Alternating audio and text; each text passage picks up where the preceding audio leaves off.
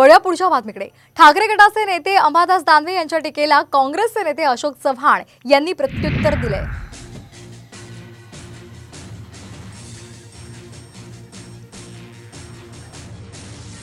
अंबादास दानवे यांनी महाराष्ट्रातील भाजप नेते कुचकामी असल्यामुळे केंद्रातील नेत्यांना प्रचारासाठी यावं लागत असल्याची टीका केली होती आणि यावर भाजपचे अशोक चव्हाण यांनी देशातील निवडणूक मोदी विरुद्ध कुणीच नाही असे असल्याचं म्हटलंय। विरोधी पक्षाकडे नेतृत्वाचा अभाव असल्याचंही भाजपचे अशोक चव्हाण यांनी म्हटलेलं आहे।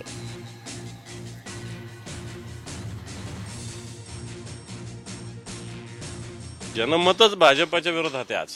ठीक आहे, नितीन गडकरी चांगले व्यक्ती असतील पण जनमत भारतीय जनता पार्टीच्या बाजूने नाहीये कुठंच। आज काय ते बावनकुळे यांच्या सभेला कुठं व्हॅल्यू आहे? सभा नरेंद्र मोदी अमित शहा यांच्या सभा त्यांना व्हॅल्यू आहे।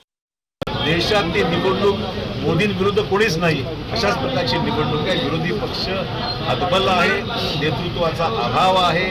महाराष्ट्रातल्या जागा वाटत जर पाहिल्या तर काँग्रेसला फक्त 17 जागा एवढी कमी केली परिस्थिती काँग्रेसची कधी झाली नव्हती। पारंपरिक सांगलीची जागा, पारंपरिक भिवंडीची जागा, या सगळ्या जागा चांगल्या जागा सोडून देण्यात आल्या आहेत। काँग्रेसची बोलवण फक्त 17 जागेवर होते आहे। याचा अर्थच असा आहे की नेतृत्व महाराष्ट्राला किती कमकुवत आहे।